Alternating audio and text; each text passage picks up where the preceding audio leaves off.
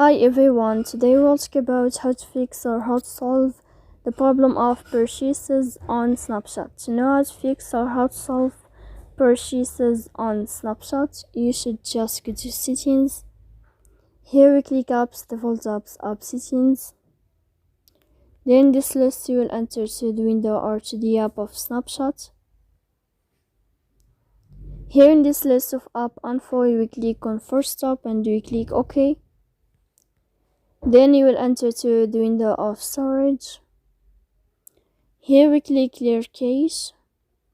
Don't click manage storage because that can delete your app. In the end, you can turn off your Wi-Fi and you can turn on your Wi-Fi again. So please don't forget to support us by like and subscribe.